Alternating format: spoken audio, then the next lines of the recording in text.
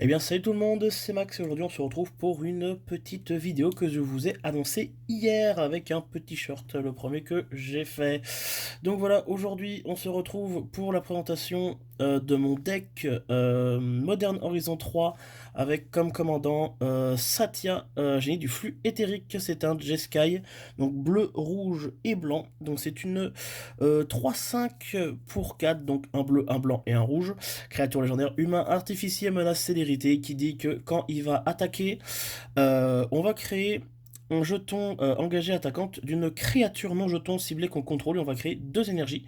Puis à la prochaine étape de fin, on va payer autant d'énergie que sa valeur de mana du jeton. Si on ne le fait pas, on la sacrifie. Donc voilà. J'ai base deck autour de ce commandant parce qu'on peut faire pas mal de petites bêtises avec certaines créatures que je vous montrerai plus tard. Pour le deck, j'ai retiré une 21 cartes en tout. Voilà, donc j'ai vraiment basé le deck sur les marqueurs énergie. Donc voilà, donc il y a beaucoup de cartes qui sont très sympas dans le deck, je vais vous en montrer certaines. On a par exemple Kate, mécanisme réputé, donc pareil J-Sky, même coup que l'autre commandant. Donc 4 dont un bleu, un rouge et un blanc, c'est une 3-3 nain artificier qui dit tout simplement qu'elle a fabrication 1. Donc quand elle est sur le champ de bataille, soit on lui met un plus 1 sur elle, soit on crée un 1-1 incolore cerveau. Et toutes les créatures non jetons qu'on contrôle ont fabrication 1. Et on peut payer 2 l'engager et soit peupler, soit proliférer. Donc proliférer, on choisit autant de marqueurs qu'il y a sur les joueurs et ou sur les permanents, et on en met un de plus. Et peupler, on choisit un jeton qu'on contrôle, et on en fait un de plus. Ensuite, d'autres cartes intéressantes du deck, nous avons l'ancêtre Souffleterre, donc c'est une 6-6 pour 7, dont 2 bleus, créature Léviathan, vol au début de notre tour, on gagne 3 énergies. On peut payer 8, on peut renvoyer toutes les cartes, toutes les autres créatures, pardon, dans la main de propriétaire. On peut activer ça que quand on fait un rituel, donc que pendant notre tour, ça ne marche pas. Durant le tour adverse, c'est un peu dommage, mais bon, c'est comme ça. Ensuite, nous avons la baleine éthéridale. Donc c'est une 6-4 pardon, pour 6 vols qui dit que quand elle arrive on gagne 6 énergies, on peut payer 4, la renvoyer la baleine dans la main de son propriétaire. Donc voilà, c'est une très bonne créature qui peut être très intéressante à copier avec l'effet du commandant. Comme, comme totalement l'ancêtre qui peut être très intéressant à copier avec l'effet du commandant. Surtout si on arrive à la garder sur le champ de bataille. Ensuite, on a la cartographe déroulée, c'est une 3, un 3 pour 2, ondin gredin qui dit que touche terre, on gagne 1 énergie, on peut payer 6, l'engager, piocher 3 cartes, c'est très bien. Pareil, on peut la copier avec l'effet du commandant, comme c'est pas une créature légendaire, si on arrive à la garder sur le board, ça peut générer 2 à chaque fois qu'on a un terrain qui arrive. Modeleuse d'Aurore, c'est une 1-3 pour 2 change-forme. C'est un change-forme qui n'a pas le changelin d'ailleurs. À chaque fois qu'elle inflige des blessures de combat à un joueur, on va créer autant d'énergie. On peut au début du combat payer 2, cibler une créature qu'on contrôle, ça devient une copie. Oups, ça devient une copie de cette créature. Cette créature devient la copie de la créature ciblée et elle garde la capacité, enfin la première capacité. Donc on peut cibler une grosse créature, aller mettre des grosses tartines et gagner pas mal d'énergie. Ensuite, une autre carte que je trouve assez bien, c'est l'ange de l'intenventivité. C'est une 2-1 pour 5, dont 2 bleus, ange, vol, vigilance, lien de vie. Très bonne carte, enfin, très bonne stat. Enfin, très bon mot-clé, les stats sont un peu bof, mais elle a fabrication 2, donc on peut lui mettre soit 2 +1 +1, soit créer 2-1-1 cerveau, et toutes les autres créatures gagnent +1 +1. Ensuite, une autre carte que je trouve bien, enfin, ça va être principalement toutes les cartes qui vont être en relation avec l'énergie que je vais trouver bien, que je vais vous montrer. On a par exemple le Roche de Tempétaire, donc c'est une 3-3 pour 4 dons de blanc, créature oiseau, vol. À chaque fois que elle ou qu'une autre créature arrive sur le champ de bataille, on gagne 1 énergie, sous notre contrôle bien sûr. Donc on gagne 1 énergie, et à chaque fois qu'il attaque, on paye 2 si on le fait, et on met 2 +1 +1 sur lui, et on engage une créature que le joueur défenseur contrôle. Ça permet de, par exemple, je vais prendre Atraxa, vous la taper avec lui, il y a Atraxa en face, je vais en payer 2, je vais mettre 2 +1 +1, ça devient une petite 5-5, pardon, un marqueur, excusez-moi. Donc ça devient une petite 4-4 vol, et puis ton Atraxa, je vais l'engager, tu ne pourras pas bloquer avec. Voilà. Ensuite, d'intéressant à copier, enfin de vraiment intéressant en parlant de mécanique énergie, on a la courseuse d'éclairs. Une carte très intéressante. Double initiative, célérité, c'est une 2-2 pour 3, dont 2 rouges. Humain guerrier qui dit qu'au quand elle attaque, on gagne 2. Et on peut ensuite payer 8. Si on le fait, on dégage toutes les créatures. Euh, qu'on contrôle, c'est ça, et après on a une phase de combat supplémentaire. Après cette phase, ça permet d'enchaîner les phases de combat, c'est assez fort. L'électromotion survoltée, je trouve drôle. C'est une 2-2 pour 3, dont un rouge, lézard et sorcier au début du combat pour notre tour, on peut payer 3 si on le fait, on lui met 1+1+1. Et à chaque fois qu'il attaque, on double sa force, donc directement ça peut devenir une 6-6. Et à chaque fois qu'il affiche un surplus de blessure à une créature, on gagne autant d'énergie que le surplus. Donc par exemple c'est une 6-6, votre adversaire bloque avec une 1-1, très bien, vous gagnez 5 énergie. Voilà, il a fait le taf.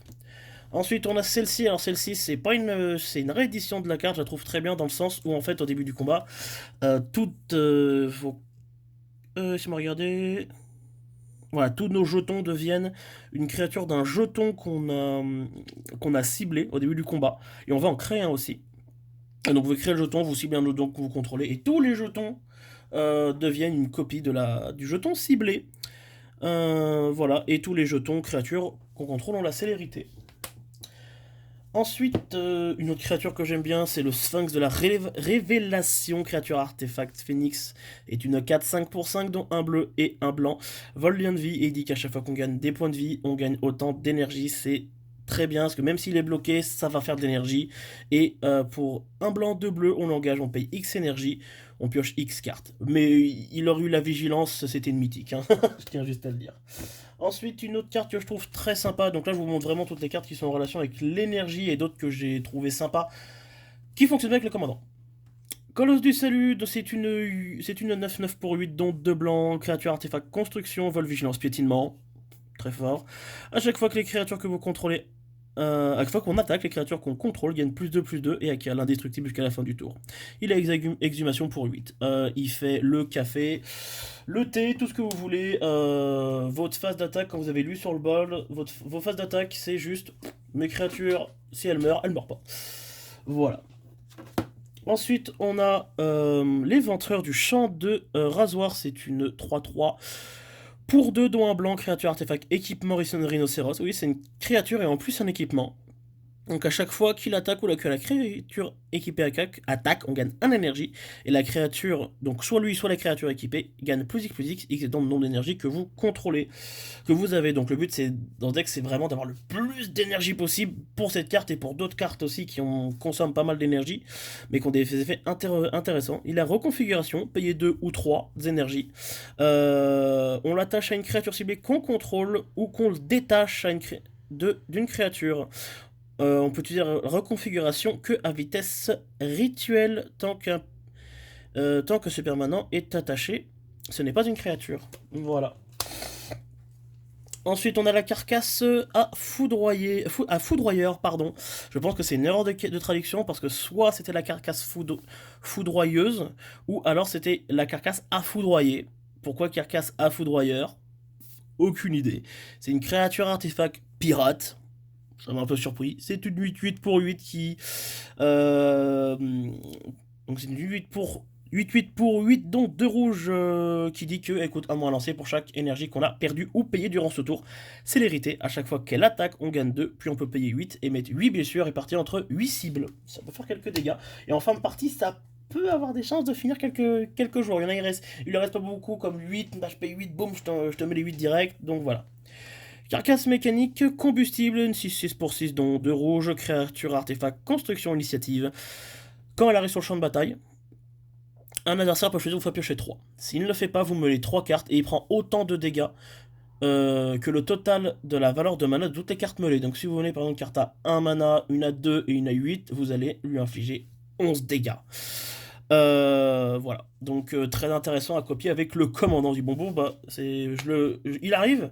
J'attaque le commandant, j'en crée une copie, donc elle revient, on refait le TB, et là c'est parti. Si vous reciblez mon adversaire, il va se dire soit il est très confiant, il vous refait meuler, soit il a déjà trop pris, il vous fait piocher 3. Sphère de bataille Myr, c'est une 4-7 pour 7, incolore. Créature artefact Myr construction. Quand elle arrive, elle fait popper 4 Myr. Et à chaque fois que la sphère de bataille Myr attaque, on peut engager X Myr, elle gagne +X+0 jusqu'à la fin du tour, et elle inflige X blessures au joueur ou au Planeswalker qu'elle attaque. Ça peut tuer un Planeswalker, tout de suite, parce que 4, ok, ça devient de 4, 7, Ça tue un Planeswalker. En plus, il leur a infligé 4 juste avant, donc voilà. Et très bonne carte à copier avec le commandant, parce que ça refait le TB. ETB, hein, c'est entrer sur le champ de bataille. ETB, Hunter the Battlefield. Voilà. On a le bolide de la... bolide de filigrane. Filigrane, c'est ça. C'est un artefact véhicule, 5/5 pour 3, dont un rouge. Quand il arrive, on gagne 4 énergies.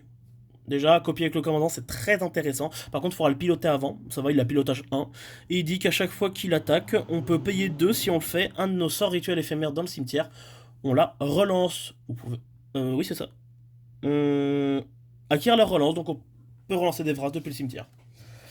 Voilà, donc la relance, c'est on défausse une carte, en plus de payer les coups de mana de la carte, on la lance, donc on la sort du cimetière, mais après, elle va en exil. Une autre carte qui est bien avec la mécanique énergie, c'est la char cuirassée sur mesure. C'est un artefact véhicule, 5/6 pour 4, dont un bleu. On l'engage, on gagne 2. On l'engage, on paye 2. On engage une créature ciblée. On l'engage, on paye 3. On pioche une carte. Retenez bien cette capacité, on va la revoir. Et on peut payer 4 pour le transformer directement en véhicule. Moissonneur de l'éthersphère, c'est un artefact véhicule pour 3, 3/5, qui dit que quand il arrive on gagne 2 énergies, on peut payer 1, il acquiert le lien de vie, donc c'est pas dégueu avec le Sphinx par exemple que je vous ai montré au début, qui dit quand on gagne des points de vie, on gagne autant d'énergie, et il a pilotage 1. On a le Génératorium d'Izette. C'est un artefact pour 2 bleu et rouge. Si on doit gagner au moins une énergie, on en gagne un de plus. Donc si on a gagné 10, avec ça vous en gagnez 1. Enfin, 11, pardon, excusez-moi. On peut l'engager pour piocher une carte. On l'active que si on a perdu ou payé au moins 4 énergies ce tour. Attention que les énergies, vous ne les perdez pas naturellement. Vous ne les perdez pas à la fin du tour ou autre, ça reste en continu. Ce sont des marqueurs. Mais dans le deck à payer, c'est pas compliqué. On a la raffinerie des terres, c'est un artefact pour 6, dont 2 rouges, qui dit que si on gagne au moins un marqueur énergie, on en gagne 2 fois ce nombre, très fort. Donc par exemple avec le véhicule, bah j'en gagne 8, bah j'en gagne 4, FF j'en gagne 8. Ah, mon commandant, je pilote, mon commandant il attaque, je crée une copie de du véhicule filigrane, bah j'en regagne 8 en un tour, on avait gagné 16 quoi. Et on peut l'engager, gagner un énergie, puis on peut payer au moins un énergie. Donc c'est au moins, donc on peut payer autant qu'on veut. Et on crée un jeton XX noir éthérien, X étant la quantité d'énergie dépensée pour ce sort. Et ça, c'est à vitesse éphémère. Sablier des égarés, c'est un artefact blanc. Pourquoi je dis ça? C'est un artefact qui coûte 3, dont un blanc, pardon, excusez-moi. On peut l'engager pour ajouter un blanc et mettre un marqueur égaré sur lui. Temps sur lui, pardon, excusez-moi. Et on peut l'engager, retirer autant de marqueurs du sablier, renvoyer sur le champ de bataille toutes les créatures avec une valeur de mana égale à X, puis on l'exile. Voilà, on peut faire ça que à vitesse rituelle. Horloge de minuit, je la présente parce qu'elle suit juste derrière, mais voilà, je la mets juste parce qu'elle permet de recycler le cimetière. C'est tout. Sinon, elle n'a pas vraiment de synergie avec le deck énergie, juste parce qu'il y a 2-3 cartes qui prolifèrent, on peut la faire arriver plus rapidement à 12.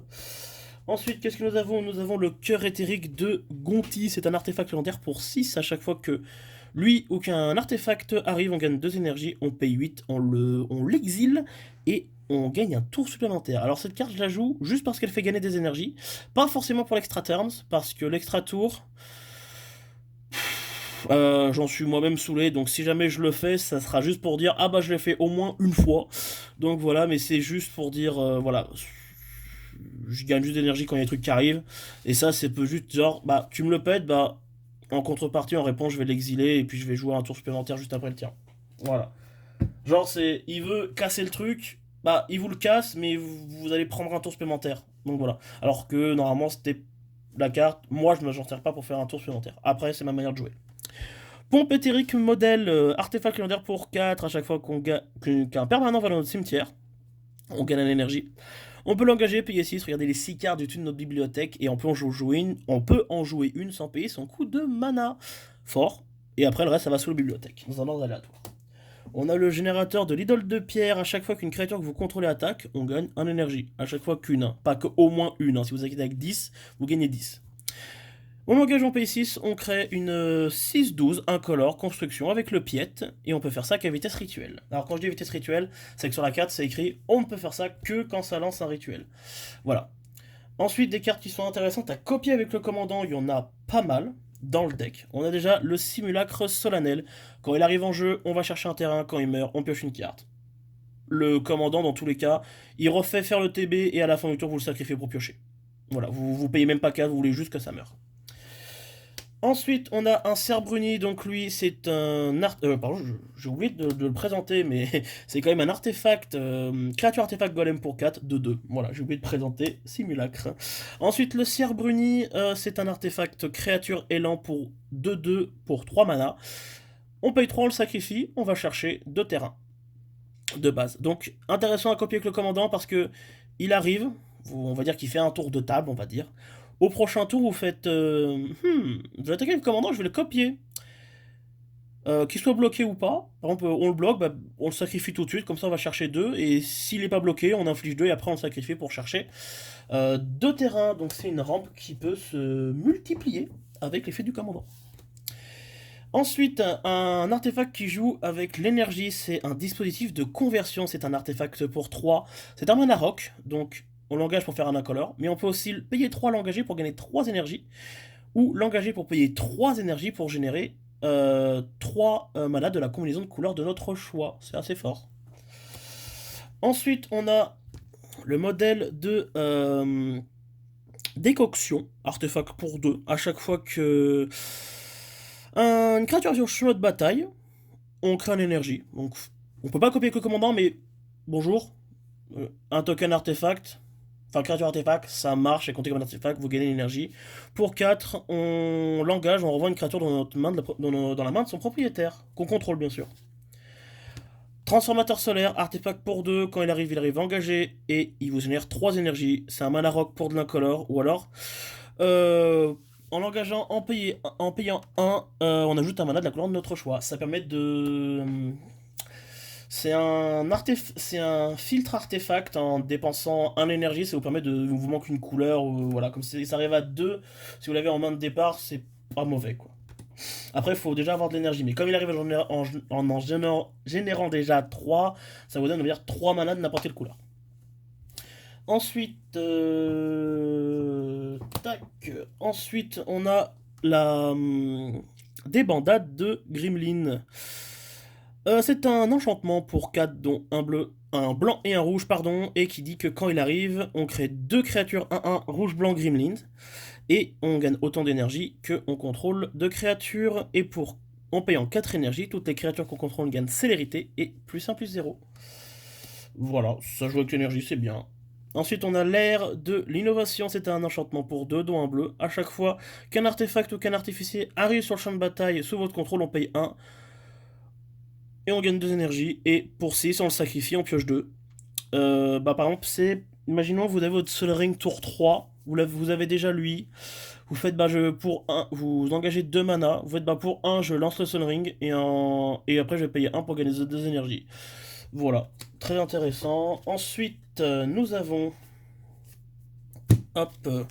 le pari de Tézéret. Donc je le joue parce qu'il permet de piocher de cartes et qui prolifère. Voilà, c'est une bonne carte de pioche pour le bleu et en plus ça prolifère.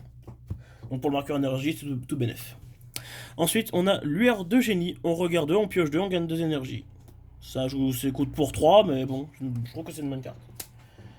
Ensuite, on a coup de confiscation. C'est un rituel pour 5 dans 2 bleus. On choisit une cible créature ou artefact. On gagne 4 énergies. Puis on peut payer autant d'énergie pour acquérir le contrôle de la cible.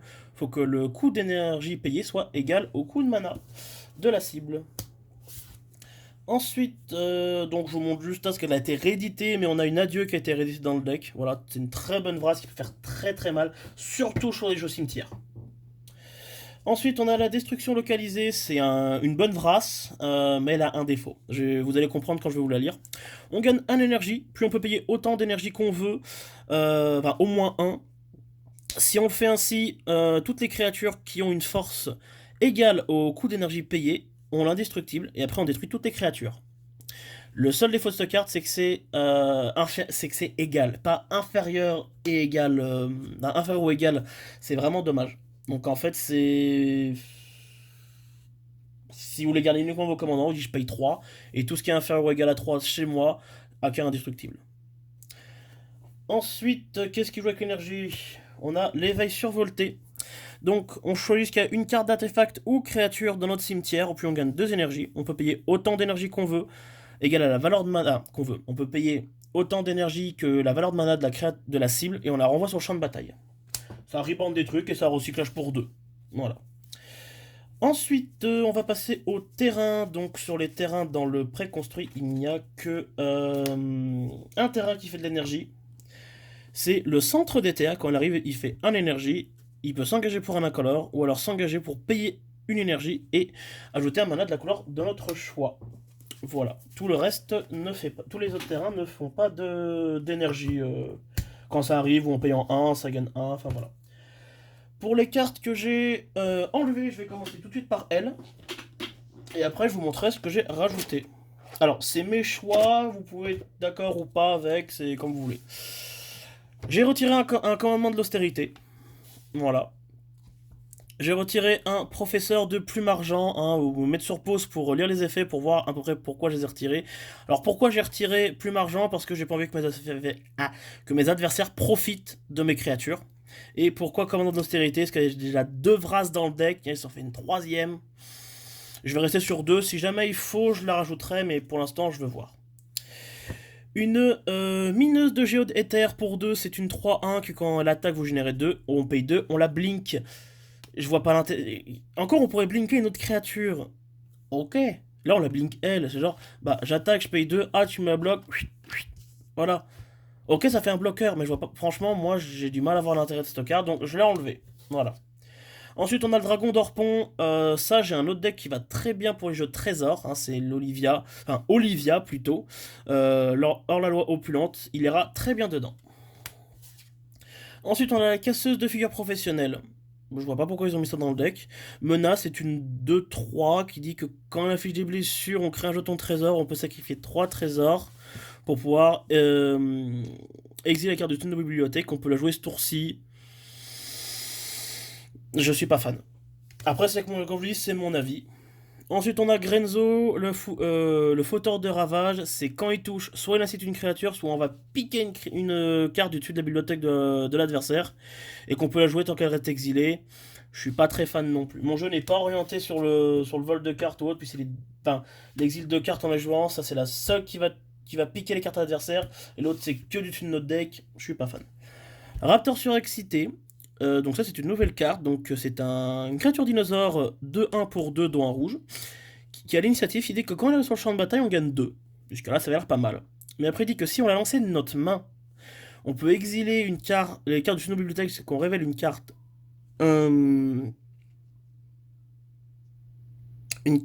non terrain, on peut la jouer en payant de l'énergie à la place de son coup de mana. Ok, mais elle aurait pu être ok si on pouvait copier son effet avec le commandant. Sauf qu'elle a un effet d'arrivée en jeu qui dit que on gagne 2 énergies. Mais si c'est juste pour ça, je vous montrerai, j'ai rajouté des trucs qui sont que je trouve un peu mieux. Amulette instable. Bon, j'ai relu son effet, j'ai eu un doute, mais je me suis dit non, je vais l'enlever quand même. Quand elle arrive, on gagne 2 énergies. À chaque fois que on lance un sort depuis haute part de notre main, elle va coller 1 à chaque adversaire. Ça fait du ping. Bon. Et on peut payer 2 énergies et on exile la carte du dessus de notre bibliothèque. On peut la jouer jusqu'à ce qu'on exile autre chose par amulette. Ok, il y a de l'énergie, mais non. Peut-être que je reviendrai sur mon choix, mais moi je l'enlève parce que... C'est pas que je la trouve nulle, c'est parce que non. Joyau convoité, c'est un artefact pour 6 qui dit quand on arrive on pioche 3. Il peut jouer et ajouter 3 mana d'une seule couleur. Mais il a un effet monarque, donc c'est-à-dire que quand on se fait toucher, l'adversaire qui nous a touché va le récupérer et piocher 3 cartes. J'ai pas envie de donner de value aux adversaires. Ça vous en fait pour vous, mais j'ai pas envie. Relique de la coalition, un artefact pour 3 qui peut générer un mana de la couleur qu'on veut en l'engageant. On peut l'engager pour mettre un charge. Et au début de notre première phase principale, on retire tous les charges. Et on peut générer autant de mana de couleur de notre choix que de charges ont été retirées. Il n'y a pas beaucoup de prolifération dans le deck. Même après que je l'ai modifié, j'ai préféré l'enlever. Voilà. Bobiole du voyageur. Ok, il n'y a pas de verre, il n'y a pas de rampe, c'est une carte de rampe, mais j'ai trouvé autre chose. Enfin, j'ai mis autre chose pour ramper. Pour ça que je l'ai enlevé. Ensuite, on a des terrains. Donc, les terrains que j'ai enlevés, on a lui. Ouais, pour 4 on regarde eux, j'aime bof. Ensuite, on a les 3 Painland. Donc, celui qui fait du bleu-blanc, du bleu-rouge et du rouge-blanc. Je vais vous montrer par quoi je les ai remplacés. Ensuite, on a les 3 Skryland. Voilà, ceux-là, je les ai enlevés aussi. J'ai mis autre chose. Et ensuite, on a 2 plaines, parce qu'on a 10 dans le deck. Et je me suis permis de retirer 2 plaines. Mais je n'ai pas retiré du mana pour mettre autre chose. J'ai retiré du mana pour mettre du mana. On va commencer avec les cartes que j'ai rajoutées maintenant. Donc, je me suis principalement fourni dans le deck préconstruit Fallout en Jeskai, pareil, qui jouait sur l'énergie. Donc, d'abord, j'ai mis le commandant du préco Fallout, qui est très intéressant. À chaque fois qu'on caste un sort d'artefact, tout simplement, on gagne en énergie. Et on peut l'engager, payer 1, donner une créature ciblée plus 1, plus 0, célérité, piétinement. On peut l'engager, payer 3, piocher une carte. Si vous vous rappelez bien, c'est la même que le char cuirassé qu'on a vu tout à l'heure. Et on peut l'engager, payer 5 et renvoyer sur le champ de bataille une carte d'artefact depuis notre cimetière. Ça peut être pas mal, c'est un bon effet de récursion. Liberty Prime, alors excusez-moi, j'ai oublié de la présenter. C'est une créature légendaire, humain et scientifique. C'est une 2-3 pour 3, dont Jeskai, donc bleu, rouge, blanc. Voilà. Et pas, j'ai oublié de présenter les cartes. Ensuite, on a Liberty Prime rechargé. C'est une 8-8 pour 5, dont bleu, rouge, blanc. Créature artefact légendaire robot. Vigilance, piétinement, célérité. À chaque fois qu'il attaque ou qu'il bloque, on doit payer 2. Et on peut payer 2 mana, l'engager, sacrifier un artefact, gagner 2. Et on peut piocher une carte, enfin 2 énergies. Ça va être principalement un moteur de pioche et un moteur de génération d'énergie. C'est pour ça que je le joue. Ensuite, on a l'aîné lion, j'arrive pas à prononcer son prénom, son nom de famille, je sais pas. Créature légendaire humain et chevalier, 3-3 pour 2, dont un blanc et un bleu. Les artefacts ont parade 1, c'est pas dégueu, ça donne de la protection. Et quand il arrive sur le champ de bataille ou qu'il meurt, on récupère une carte d'artefact de notre cimetière. C'est pas mauvais. Grodin à voltigeur, humain créature humain gredin artificier, 2-2 pour 4 dont 2 bleus. Quand elle arrive, on fait popper 2 mécanoptères 1-1. Et on peut engager 2 artefacts dégagés qu'on contrôle. Une créature ne peut pas être bloquée ce tour-ci. Bah, tu peux pas bloquer mon commandant, comme ça on est sûr qu'il meurt pas. Enfin, qu'il meurt pas par dégâts de combat. Ensuite, pour la prolifération, j'ai mis 2 cartes qui sont pratiquement identiques. C'est le colipervier et l'apparition renaissante. Donc pour l'une, c'est une créature phyrexien oiseau horreur 1-1 pour 2 dont un bleu, qui à chaque fois qu'il inflige des blessures de combat à un joueur, on prolifère. Et l'autre, c'est le même effet. C'est une créature esprit avec le vol 1-1 pour 2 dont un blanc à chaque fois qu'elle blesse un joueur. Ou un Planeswalker, elle est la Planeswalker en plus, on prolifère. Donc voilà, je les ai mis pour proliférer. On peut les copier avec le commandant. Comme elles coûtent que 2, les 2 énergies qu'on a gagnées avec le commandant, on peut les payer pour garder la copie. C'est très intéressant. Scribe de la confrérie, c'est une créature humain artificier, 1-3 pour 2 dont un blanc. On peut l'engager pour gagner 1 énergie. On ne peut activer que si on contrôle au moins 3 artefacts. Et à chaque fois qu'on gagne au moins 1 énergie, les créatures que vous contrôlez gagnent plus 1. Très intéressant, ça fait un boost et ça gagne de l'énergie. Pour rien, en fait, c'est pas compliqué à activer, c'est bah je l'engage et bah je gagne 1. Pas le tour où elle arrive, mais c'est pas mal quand même.